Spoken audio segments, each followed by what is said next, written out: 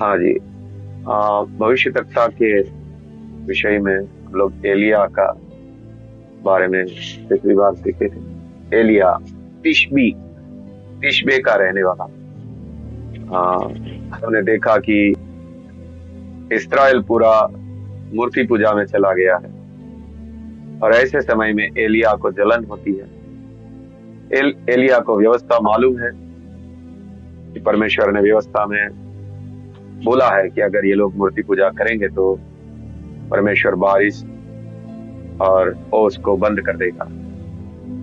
और वो प्रार्थना करना शुरू करता है कि प्रभु मेघ को बंद कर दे, बारिश बंद कर दे, ओस बंद कर दे। और परमेश्वर उसकी प्रार्थना को सुन लेता है और प्रभु उनसे बातें करता है कि जा आहाब के सामने जाकर बोल दे। और एलिया आहाब के सामने जाकर बोलते हैं, जब तक मैं ना बोलूंगा तब तक बारिश नहीं होगी।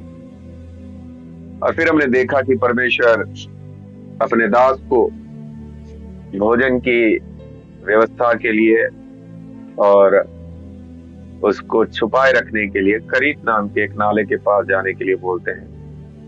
और हम देखते हैं चमत्कारिक रूप से सुबह और शाम 2 टाइम खाने का इंतजाम कौवों के द्वारा किया गया।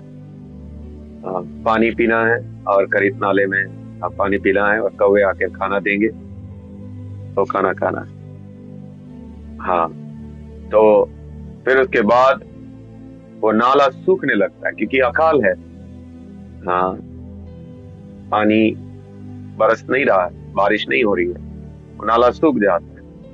तो अब परमेश्वर उनको दूसरी जगह जाने के लिए बोलते हैं, आइए हम लोग जाएंगे पहला राजा उसका 17।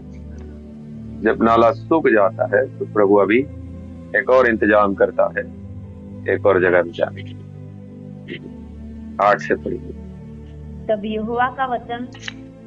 यहोवा का यह वचन उसके पास पहुंचा। हाँ, पढ़िए। चलकर सीदोन के सारपत नगर में जाकर वहीं रहे। सुन, मैंने वहां की एक विधवा को तेरे खिलाने की आज्ञा दी है। ओके। जब यहाँ नाला सूख गया, अभी पानी नहीं है यहाँ पे, अभी प्रभु बोलते हैं सीदोन में सारपत नाम की जगह में तुझे जाना और वहां विधवा को मैंने आज्ञा दी है तुझे खिलाने के लिए। ओके।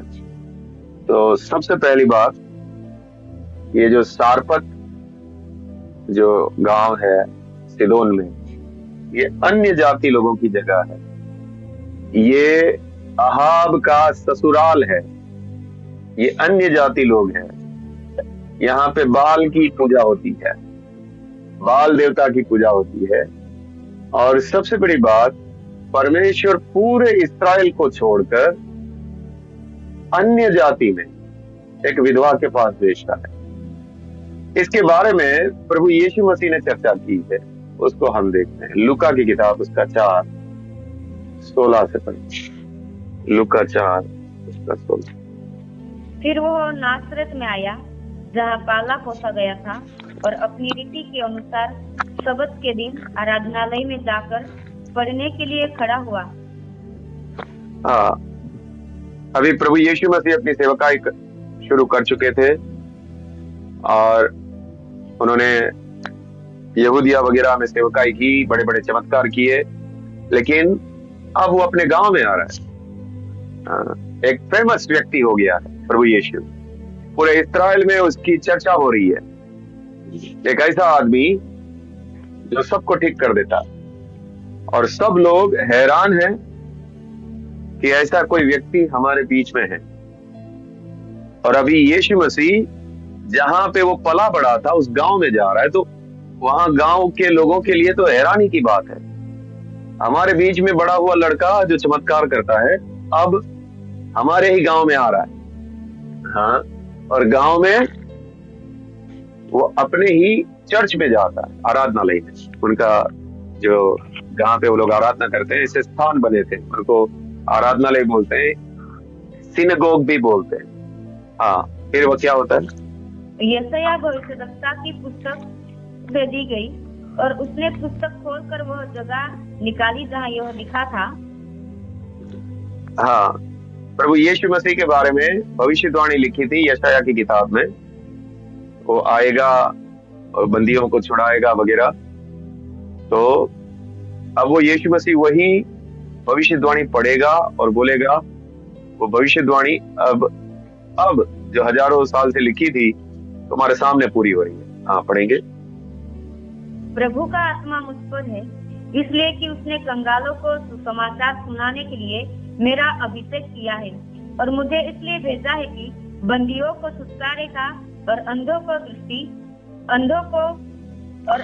दृष्टि पाने का समाचार प्रचार करूं, और कुचले हुओं को छुड़ाऊं। आगे और प्रभु के प्रसन्न रहने के वर्ष का प्रचार करूं। पढ़ते जाइए।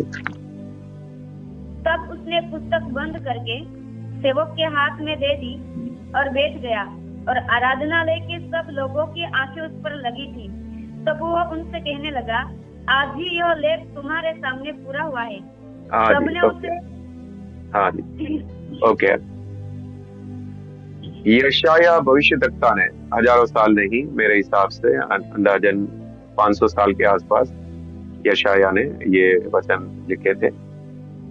और यीशु मसीह 500 साल पहले कही हुई भविष्यवाणी उन लोगों के सामने बोल रहे हैं, आज ये वचन तुम्हारे सामने पूरा हो रहा है। जो मेरे बारे में लिखा गया था वही मैं इस्राएल में कर रहा हूं। हाँ, बंदियों को छुड़ा रहा हूं, अंधों की आंखें खोल रहा हूं, कंगालों को सुसमाचार सुना रहा हूं। आज तुम्हारे बीच में ये वचन पूरा हुआ। आगे पढ़िए। सबने उससे सराहा, पर जो अनुग्रह की बातें उसके मुंह से निकलती थी उनसे असंतुष्ट हुए और कहने लगे, क्या यह यूसुफ का पुत्र नहीं?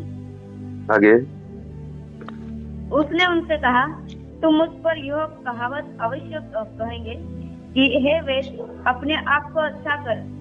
जो कुछ हमने सुना है कि कफरनहूम में किया गया है, उसे यहाँ अपने देश में भी कर। हाँ, अद्भुत बातें जो यीशु मसीह के मुंह से निकल रही है।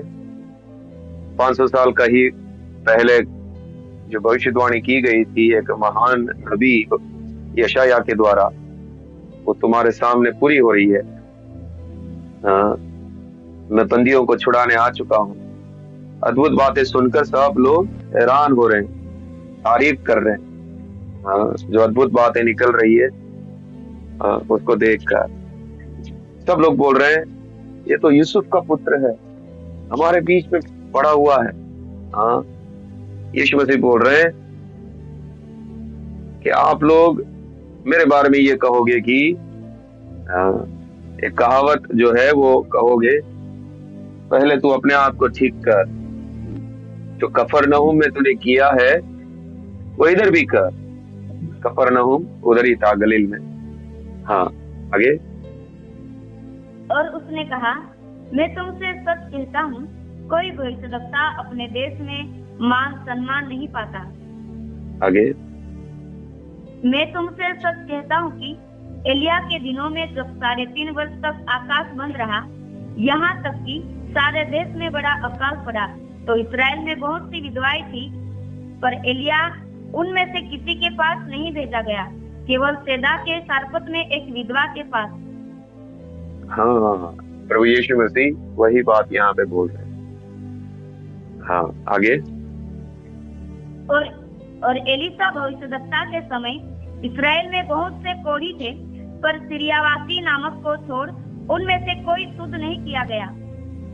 हाँ, आगे। पर सीरियावासी नामान को छोड़ उनमें से कोई शुद्ध नहीं किया गया। ये बातें सुनते ही जितने आराधनालय में थे सब क्रोध से भर गए और उठकर उसे नगर से बाहर निकाला, और जिस पहाड़ पर उनका नगर बसा हुआ था उसकी चोटी पर ले चले कि उसे वहां से नीचे गिरा दे, परंतु वह उनके बीच में से निकलकर चला गया। सब लोग गुस्सा हो गए। पहले तो बोल रहे हैं क्या बातें अच्छी बातें इसके मुंह से निकल रही है, हम लोगों को छुड़ाने के लिए आ गया, तो समाचार सुनाने के लिए आ गया, अंधों की आंखें खोलने के लिए आ गया। लेकिन जब प्रभु यीशु मसीह बोल रहे हैं एलिया के समय में इस्राएल में से किसी विधवा के पास उनको नहीं भेजा गया, एक अन्य जाति विधवा के पास भेजा गया। एलिशा के समय में कितने सारे कोढ़ी इस्राएल में थे, किसी को ठीक नहीं किया गया, लेकिन नामान को ठीक किया गया। प्रभु यीशु मसीह यहाँ पे क्या बताना चाहते हैं? एलिया के समय में, एलिशा के समय में लोग परमेश्वर को छोड़ दिए हैं। परमेश्वर का जो अनुग्रह इस्राएलियों के ऊपर होना चाहिए था, वो अनुग्रह परमेश्वर अपनी प्रजा को छोड़कर अन्य जाति पर अनुग्रह किया। इसी प्रकार यीशु बोल रहे हैं, मैं तुमसे कह रहा हूं, मैं अपने गांव में आया हूं, तुम लोग जो प्रभु का मार्ग छोड़े हुए हो, अनुग्रह तुम पर नहीं होगा। जैसे एलिया के समय में अन्य जाति पर अनुग्रह किया गया, ऐसे ही परमेश्वर अन्य जातियों में ये सुसमाचार भेजेगा। प्रभु यीशु मसीह ने यहां पर ये बात क्लियर की। देखिए, इस्राएल में अकाल पड़ा हुआ है, इस्राएल बड़ा देश है, कितनी सारी विधवाएं होगी, लेकिन परमेश्वर किसी के पास नहीं भेज रहा है। परमेश्वर एक अन्य जाति में एक विधवा का हृदय देखता है और उसके पास अपने दास को भेजता है, उसका पालन पोषण करने के लिए, उसका उद्धार के लिए। अन्य जाति में जहां पे बाल देवता की पूजा होती है, वहां पर परमेश्वर अपने दास को भेजता है। आइए हम लोग वापस जाएंगे पहला राजा 17। हाँ जी, परमेश्वर ने बोला, सारपत में एक विधवा को मैंने आज्ञा दी है तुझे खिलाए। हाँ जी, फिर आगे। अतः वह वहां से चल दिया और सारपत को गया। नगर के फाटक के पास पहुंचकर उसने क्या देखा कि एक विधवा लकड़ी बीन रही है। उसको बुलाकर उसने कहा, किसी पात्र में मेरे पीने को थोड़ा पानी ले आ। हाँ, उसको समझ आ गया यही वो विधवा है, परमेश्वर सामने लेकर आया। हाँ, और तुरंत उसको बोला मेरे लिए पानी लेकर आ। हाँ, हाँ, फिर आगे। जब वो लेने जा रही थी तो उसने उससे पुकार के कहा, अपने हाथ में एक टुकड़ा रोटी भी मेरे पास लेती आ। हाँ, जैसे ही पानी लेने जा रही है, हो सकता है वो चेक कर रहे वही विधवा है या नहीं, क्या वो मेरी बात सुनती है या नहीं, क्योंकि मैं इस्राएली हूँ और ये अन्य जाति है। हो सकता है ये मेरे ऊपर गुस्सा करेगी, तो हो सकता है एलिया चेक कर रहे हैं ये परमेश्वर ने बोला है वही विधवा है या कोई और है, इसलिए पहले पानी का बोला, तुरंत वो चल दी। तो तब उसे समझ आ गया ये वही व्यक्ति है, आज्ञा मान रही है। तब उसको बोल रहे हैं कि रोटी भी लेकर आ। एलिया को बहुत भूख लगी है, एलिया प्यासे हैं, दोनों बात है। हाँ जी, आगे। उसने कहा, तेरे परमेश्वर यहोवा के जीवन की शपथ, मेरे पास एक भी रोटी नहीं है, केवल घड़े में मुट्ठी भर मैदा और कुप्पी में थोड़ा सा तेल है, और मैं एक लकड़ी बीन कर लिए जाती हूँ कि अपने और अपने बेटे के लिए उसे पकाऊं और हम उसे खाए फिर मर जाए। अकाल सिर्फ इस्राएल में नहीं है, इस जगह पे भी अकाल है। उसको जब बोला गया कि रोटी लेकर आ एक टुकड़ा, उसने बोला थोड़ा सा आटा है, थोड़ा सा तेल है, मेरे और मेरे बेटे के लिए। उसके बाद हमारे पास कुछ भी नहीं है, उसके बाद हम लोग मौत का इंतजार करेंगे। तो पूरी रीति से इस घर में भी खाना नहीं है, थोड़ा थोड़ा है बोला। हाँ, फिर आगे। एलिया ने उससे कहा, मत डर, जाकर अपनी बात के अनुसार कर, परंतु पहले मेरे लिए एक छोटी सी रोटी बनाकर मेरे पास ले आ, फिर उसके बाद अपने और अपने बेटे के लिए बनाना। हाँ, एलिया बोल रहे हैं। हाँ, आगे पढ़ लीजिए एक और। क्योंकि इस्राएल का परमेश्वर यहोवा यो कहता है कि जब तक यहोवा भूमि पर मैं न बरसाएगा, तब तक न तो उस घड़े का मैदा समाप्त होगा और न उस कुप्पी का तेल घटेगा। हाँ, परमेश्वर का वचन बोला जाता है कि मेरे लिए रोटी लेकर आ पहले, क्योंकि परमेश्वर का वचन ये है कि जिस घड़े में आटा है और जिस कुप्पी में तेल है, उसमें से तेल खत्म नहीं होगा और उस घड़े में आटा खत्म नहीं होगा। हाँ, अद्भुत चमत्कार परमेश्वर इस जगह पर करते हैं। आगे। तब वह चली गई और एलिया के वचन के अनुसार किया। तब से वो और स्त्री और उसका घराना बहुत दिन तक खाते रहे। आगे 16 पढ़। यहोवा के उस वचन के अनुसार जो उसने एलिया के द्वारा कहा था, न तो उस घड़े का मैदा समाप्त हुआ और न उस कुप्पी का तेल घटा। हाँ जी, परमेश्वर के वचन के अनुसार ना उसमें से आटा कम हो रहा है और ना ही तेल कम हो रहा है। ओके, कुछ बातें यहाँ पर हम लोग निरीक्षण करते हैं। परमेश्वर ने अपने दास को एक सुनसान जगह में पहले भेजा, करीत नाले के पास। उनको छुप के रहना है, कोई देखना नहीं चाहिए।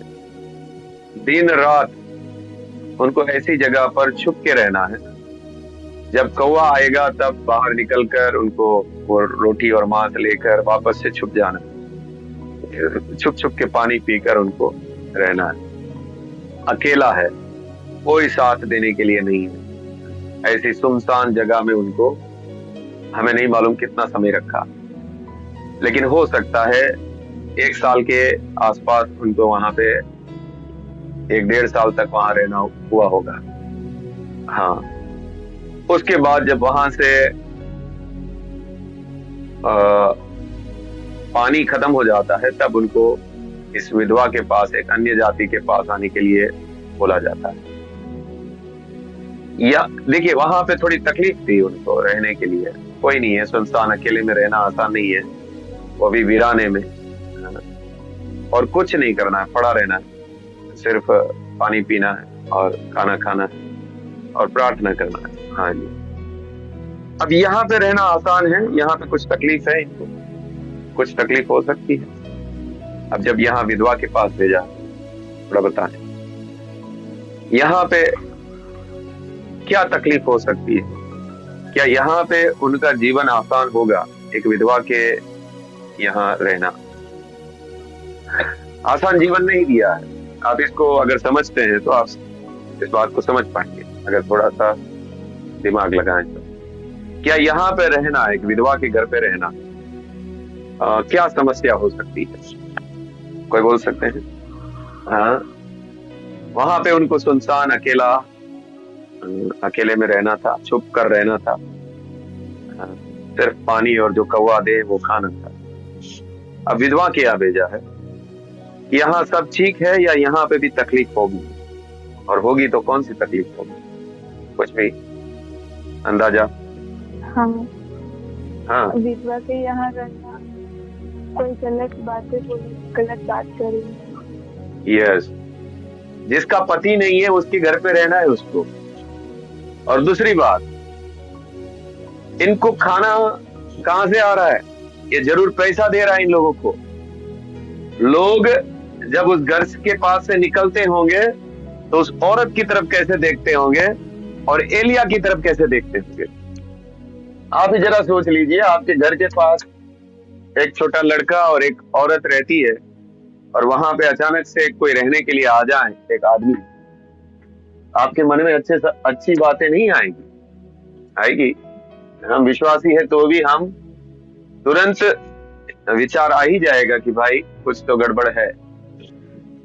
यानी कि एक निंदा वाली, एक बदनामी वाली परिस्थिति में उसको वहां पे रखा है। और अड़ोस पड़ोस के लोग ये भी देखते होंगे, इन लोग मजे से खाना वाना खा रहे भाई, इनके पास तो खाने की कमी नहीं है। यहाँ पे भी उनको ये परेशानियां होगी। तो यहाँ पे भी अच्छी परिस्थिति में परमेश्वर ने उसको नहीं रखा। सब कुछ अच्छे से नहीं होगा, बहुत ही संकोच के साथ एलिया को रहना पड़ा होगा। उस औरत को भी संकोच होता होगा, लेकिन अभी क्या करें, ये चला जाएगा तो खाना नहीं मिलेगा। ये बदनामी हमको सहना ही पड़ेगा। हाँ ओके, आगे पढ़ेंगे। इन बातों के बाद उस स्त्री का बेटा जो घर की स्वामिनी थी रोगी हुआ और उसका रोग यहाँ तक बढ़ा कि उसका सांस लेना बंद हो गया। हाँ जी, अब वो जो औरत है विधवा, उसका बच्चा बहुत ज्यादा बीमार पड़ जाता है, सांस लेने को नहीं हो रहा है।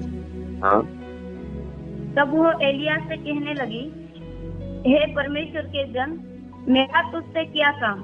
क्या तू इसलिए मेरे यहाँ आया है कि मेरे बेटे की मृत्यु का कारण हो और मेरे पाप का स्मरण दिलाए? हाँ, तो यहाँ इसलिए आया है कि मेरे बेटे की मौत का कारण हो और मेरे पाप स्मरण दिलाए। एक व्यक्ति के जीवन में जब समस्याएं आती है और वो समस्याएं ठीक नहीं हो रही है, तब वो अपने जीवन को जांचने लगता। परमेश्वर उस विधवा को उस परिस्थिति से जाने दे रहा। क्या ये परमेश्वर का न्याय तो नहीं है? क्या मैंने वो गलती की थी, इसके लिए तो ऐसा नहीं हो रहा? कई बार परमेश्वर हमारी प्रार्थना नहीं सुनता है, कई बार कई तकलीफों से जाने देता है, तब हमारा मन सोचने लगता है, हम बहुत ज्यादा आत्मिक रूप से सचेत हो जाते हैं, कहीं मेरे जीवन में कोई ऐसी बात तो नहीं है जो परमेश्वर को दुखी कर रही है? क्या ये परमेश्वर का न्याय तो नहीं है? ऐसे ही अब ये विश्वासी बन चुकी है और अब ये अपना जीवन जांच रही है ऐसी परिस्थिति में, ये क्यों हो रहा है? मेरा बेटा बीमारी से ठीक क्यों नहीं हो रहा? अपना जीवन को जांच रही है और परमेश्वर इसको शुद्ध कर रहा। आगे, उसने उससे कहा, अपना बेटा मुझे दे। तब वो उसे उसकी गोद से लेकर उस अटारी पर ले गया जहाँ वह स्वयं रहता था और अपनी खाट पर लिटा दिया। हाँ, ऊपर शायद एक रूम बनाया हुआ है और उसकी खाट है, खाट पर उस बच्चे को सुला दिया। हाँ, तब उसने यहोवा को पुकार कर कहा, हे मेरे परमेश्वर यहोवा, क्या तू इस विधवा का बेटा मार डालकर जिसके यहाँ मैं टिका हूँ, इस पर भी विपत्ति ले आया है? हाँ जी, अब वो परमेश्वर को बोल रहा है, मेरे हाँ हाँ हे मेरे परमेश्वर यहोवा, क्या तू इस विधवा का बेटा मार डालकर जिसकी यहाँ मैं टिका हूँ, इस पर भी विपत्ति ले आया?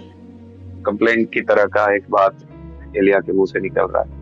हाँ, मर गया है वो बच्चा, हाँ, इसको तूने क्यों मार डाला? एलिया परमेश्वर को बोलता है। आगे, तब वो बालक पर 3 बार पसर गया और यहोवा को पुकार कर कहा, हे मेरे परमेश्वर यहोवा, इस बालक का प्राण इसमें फिर डाल दे। हाँ, उसके ऊपर लेट रहा है वो, बच्चे के ऊपर, और परमेश्वर से प्रार्थना करके बोल रहा है, इसका प्राण इसमें वापस डाल दे। एलिया को मालूम है प्राण लेने का और वापस देने का अधिकार परमेश्वर के पास है। हाँ, तो प्राण इसमें डाल दे वापस। बच्चा का प्राण निकल चुका है। हाँ, आगे, एलिया की यह बात यहोवा ने सुन ली और बालक का प्राण उसमें फिर आ गया और वह जी उठा। हाँ, जीवित हो गया। आगे, तब एलिया बालक को अटारी पर से नीचे घर में ले गया और एलिया ने यह कहकर उसकी माता के हाथ में सौंप दिया, देख तेरा बेटा जीवित है। हाँ, उसके हाथ में बेटा वापस कर दिया, मरा हुआ बच्चा लिया और जीवित वापस किया। हाँ, स्त्री ने एलिया से कहा, अब मुझे निश्चय हो गया है कि तू परमेश्वर का जन है और यहोवा का जो वचन तेरे मुंह से निकलता है वह सच होता है। हाँ, अब मुझे मालूम पड़ गया तो परमेश्वर का दास है और जो वचन तेरे मुंह से निकलता है ये सच होता है। ओके, विधवा का विश्वास दृढ़ हो गया। परमेश्वर ने इस विधवा को बचाने के लिए, इसको विश्वासी बनाने के लिए, परमेश्वर ने एलिया को इस विधवा के पास ले जाना है। परमेश्वर इस विधवा का हृदय, देखिए उसका हृदय कैसा है। एलिया उसको बोल रहा है, पहले मेरे लिए रोटी बना के ला, और वो मान लेती है बात। हाँ, नहीं तो औरत क्या बोलेगी, तू पागल है क्या? हाँ, हम लोग के पास खाना नहीं है और मैं तुझे बना के दे दूं? हाँ, लेकिन नहीं, वो एक भली औरत थी। वो जाती है और वो लेकर आती, रोटी खिलाती। और परमेश्वर ने इसका उद्धार के लिए सोचा था। परमेश्वर इसका विश्वास बढ़ाने के लिए उसके बेटे को भी मरने देता है और उसको जीवित करता है। इसका विश्वास और दृढ़ हो जाता है वो परमेश्वर के ऊपर, और उसका विश्वास बढ़ जाता है। ओके, अब हम जाते हैं। हाँ, अब तक क्या क्या देखा हमने? एलिया इस्राएल के प्रति जलन रखता है। सब लोग मूर्ति पूजा में चले गए हैं और एलिया परमेश्वर से प्रार्थना करता है कि जैसा तूने व्यवस्था में लिखा है इस प्रकार से बारिश को बंद कर दीजिए। एलिया की गिड़गिड़ाहट की प्रार्थना को प्रभु सुनकर बारिश बंद कर देते हैं। और फिर एलिया राजा के पास जाते हैं, अहाब के पास। मैं जब तक नहीं बोलूंगा बारिश नहीं होगी, ओस नहीं पड़ेगी। और ये बोलकर परमेश्वर उनको बोलते हैं कि करीत नाम के नाले के पास जाकर छुप जाओ, वहां पे कौवा आकर तुमको 2 टाइम खाना देगा। कुछ समय के बाद वो नाला सूख जाता है। फिर परमेश्वर उनको बोलते हैं कि अब तुम सीदोन के सारपात में जाओ, वहां एक विधवा को मैंने आज्ञा दी है तुम्हें खाना खिलाए। और वहां पे जाते हैं। वहां पे 2 बड़े चमत्कार होते हैं। एक, जिस घड़े में आटा था उसमें आटा खत्म नहीं होता, और जिस कुप्पी में तेल था वो तेल खत्म नहीं होता, और उस विधवा का बेटा मर जाता है, परमेश्वर उसको जीवित करता है। ओके, अब हम आगे बढ़ेंगे। परमेश्वर अब आगे तीसरा कदम कहां उठाने के लिए प्रभु बोलते हैं। देखिए, यहां तक एलिया एकदम बिल्कुल परमेश्वर जो बोल रहे हैं ऐसा करते आप। हाँ जी, लेकिन एलिया के जीवन में भी एक ऐसा कदम आएगा जो परमेश्वर की इच्छा के अनुसार नहीं था। उन्होंने ऐसा एक कदम उठाया था जो कि परिस्थिति विपरीत थी इसके कारण। हाँ, लेकिन अब तक एलिया जैसा परमेश्वर चाहता है एक एक कदम उठा रहे हैं। करीत के पास, विधवा के पास। अभी तीसरा कदम देखिए प्रभु क्या बोलते हैं, 18 का पढ़ेंगे। बहुत दिनों के बाद तीसरे वर्ष में यहोवा का यह वचन एलिया के पास पहुंचा, जाकर अपने आप को अहाब को दिखा और मैं भूमि पर मैं बरसा दूंगा। ओके, अभी तीसरा कदम है अहाब को अपने आप को दिखाना है, राजा के सामने जाना है और मैं बारिश बरसा दूंगा। ये सारा कुछ करने का मुख्य कारण यही था, अहाब राजा को पश्चाताप करने का मौका दिया जाए। अहाब ने पूरे देश को मूर्ति पूजा में लेकर गया। उसने सीदोन की एक औरत के साथ शादी किया और वो बाल देवता को मानने वाली थी। वो बाल की पूजा इस्राएल में भी लेकर आई और वो सबको बाल के पीछे लेकर जा रही। तो अब परमेश्वर ये सारा कुछ करने का पीछे कारण ये था कि अहाब पश्चाताप करे, और अहाब परमेश्वर की ओर मुड़ जाएगा तो ये इस देश में से मूर्ति पूजा हट सकता है। तो अभी एलिया को परमेश्वर बोलते अहाब को जाके अपने आप को दिखा। हाँ, फिर क्या होता है? तब एलिया अपने आप को अहाब को दिखाने गया। उस समय समरोन में अकाल भारी था। हाँ, पढ़ते जाइए। हाँ, उस समय अकाल तीसरा वर्ष चल रहा है, तो कैसा अकाल होगा? पानी ही नहीं है, खेत में कुछ उपज ही नहीं हो रही है। तीसरे साल में कुछ नहीं हो रहा है, भारी अकाल है। हाँ, आगे। अहाब ने अबद्याह को, जो उसके घराने का दीवाना था, बुलवाया। हाँ, दीवान था, मैनेजर, उसके घर का मैनेजर, वो विश्वासी था, ओबद्याह। हाँ, आगे।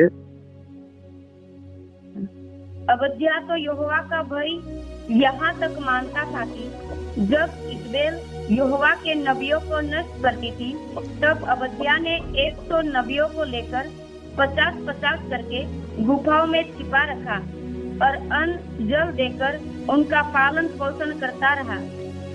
ओबद्या एक सच्चा विश्वासी था और अहाब की पत्नी इजबेल बाल की पूजा लेकर आई इस्राएल में, और यहोवा के नबियों को मरवा रही थी। तो ऐसे समय में ओबद्या ने क्या किया, 100 नबियों को, जो परमेश्वर के नबी थे, उनको 2 गुफाओं में 50-50 करके रखा और वहां पे खाना पानी पहुंचा था। उसने एक अच्छा काम किया, प्रभु के दासों को भोजन पानी का व्यवस्था करके दे इस अकाल में भी। हाँ, आगे। और अहाब ने ओबद्याह से कहा, देश में जल के सब स्रोतों और सब नदियों के पास जा, कदाचित इतनी घास मिले कि हम घोड़ों और खच्चरों को जीवित बचा सके और हमारे सब पशु न मर जाए। आगे। अतः उन्होंने आपस में देश बांटा कि उसमें होकर चले, एक और अहाब और दूसरी ओर ओबद्याह चला। हाँ जी। नदी नालों के पास जाना है। अहाब अपने मैनेजर ओबद्याह को बोल रहे हैं, नदी नालों के पास जाओ, कुछ घास काट के लेकर आओ कि हमारे पशु जीवित रह सके। हाँ, हमारे जानवरों को जिंदा रखना है तो घास खिलाना पड़ेगा। तो नदी नालों के पास जाते, राजा खुद घास काटने जा रहा है, कुछ सैनिकों को या कुछ उनके नौकरों को लेकर, और एक तरफ बोल रहे हैं ओबद्याह तू कुछ लोगों को लेकर जा, मैं कुछ लोगों को लेकर जाता हूं, और घास काट कर लेकर आते हैं। इतना ज्यादा अकाल है कि जानवर भी मर रहे हैं। हाँ, आगे। ओबद्याह मार्ग में था कि एलिया उसको मिला, उसे पहचान कर वह मुंह के बल गिरा और कहा, हे मेरे प्रभु एलिया, क्या तू है? हाँ, ओबद्याह जब एलिया को देखा तो प्रणाम करने के लिए नीचे उतर रहा है और बोल रहा है कि एलिया, क्या तू ही है? हाँ, आगे। उसने कहा, हाँ मैं ही हूँ, जाकर अपने स्वामी से कहे, एलिया यहाँ है। हाँ, ओबद्याह से बोला जाता है, अहाब को जाकर बोलो एलिया मिल गया है। हाँ, आगे। उसने कहा, मैंने ऐसा क्या पाप किया है कि तू मुझे मरवा डालने के लिए अहाब के हाथ करना चाहता है? पढ़ते जाइए। हाँ। तेरे परमेश्वर यहोवा के जीवन की शपथ, कोई ऐसी जाति या राज्य नहीं जिसमें मेरे स्वामी ने तुझे ढूंढने को न भेजा हो। और जब उन लोगों ने कहा वहाँ यहाँ नहीं है, तब उसने उस राज्य या जाति को इसकी शपथ खिलाई कि एलिया नहीं मिला। और अब तू कहता है, जाकर अपने स्वामी से कहे कि एलिया यहाँ है। आगे। फिर ज्यों ही मैं तेरे पास से चला जाऊंगा, क्यों ही यहोवा का आत्मा तुझे न जाने कहा उठा ले जाएगा। अतः जब मैं जाकर अहाब को बताऊंगा और तू उसे न मिलेगा, तब वह मुझे मार डालेगा। परंतु मैं तेरा दास अपने लड़कपन से यहोवा का भय मानता आया हूँ। क्या मेरे प्रभु को यह नहीं बताया गया कि जब इजबेल यहोवा के नबियों को घात करती थी, तब मैंने क्या किया कि यहोवा के नबियों में से 100 लेकर 50-50 करके गुफाओं में छिपा रखा और उन्हें अन्न जल देकर पालता रहा। फिर अब तू कहता है, जाकर अपने स्वामी से कहे कि एलिया मिला है, तो वो मुझे घात करेगा। एलिया ने कहा, सेनाओं का यहोवा जिसके सामने मैं रहता हूँ, उसके जीवन की शपथ, आज मैं अपने आप को उसे दिखाऊंगा। तब ओबद्याह अहाब से मिलने गया और उसको बता दिया। अतः अहाब एलिया से मिलने चला। हाँ, अहाब से मिलने से पहले अहाब का जो मैनेजर है, उसका घर का दीवान, सब कुछ देखने वाला, वो विश्वासी है। 50-50 करके उसने नबियों को गुफा में छुपा के रखा है। और जब एलिया पहले ओबद्याह से मिलते हैं और उनको बोलते हैं कि जाकर बोलो अहाब को कि एलिया मिल गया, और ओबद्याह डर जाता है, बोलता है तू मुझे भेज देगा और उसके बाद अगर तू नहीं मिला तो अहाब मुझे मार डालेगा। ओबद्याह बोलता है पूरी दुनिया में तुझे छान मारा है हमने, हर एक देश में संदेशा भेजा, वहां पे लोगों को कसम खिलवाई कि यहाँ पे एलिया नहीं है, हमने पूरा छान मारा एलिया को ढूंढने के लिए। तो अब तू मुझे भेजेगा अहाब के पास, और परमेश्वर का आत्मा, उसको लग रहा है कि परमेश्वर का आत्मा इसको उठाकर कहीं लेकर चला जाता है। तो अब मैं जाऊंगा अहाब के पास और तू वापस नहीं मुझे मिला तो अहाब मुझे मार डालेगा। एलिया उनको बोलते हैं कि नहीं जाओ, परमेश्वर की शपथ खाकर बोलता है आज मैं उसको मिलूंगा। हाँ, ओके, अब तक हमने देखा है एलिया इस्राएल में से मूर्ति पूजा हटाना चाहता है, इसके लिए वो प्रार्थना करता है, गिड़गिड़ा कर प्रार्थना करता है प्रभु बारिश को बंद करो, और परमेश्वर प्रार्थना सुन लेते हैं और बारिश बंद हो जाती है। परमेश्वर अपने दास को करीत नाले के पास छुपने के लिए बोलते हैं, और चमत्कारिक रूप से कौवे आकर उसको खाना देते हैं दिन में और रात में।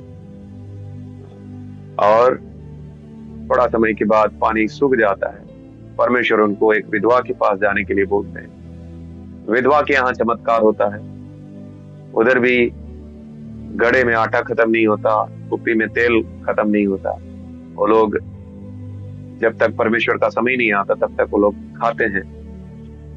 और वहां पे एक और चमत्कार होता है, उस विधवा का बेटा मर जाता है और एलिया प्रार्थना करके उसको जीवित करते हैं।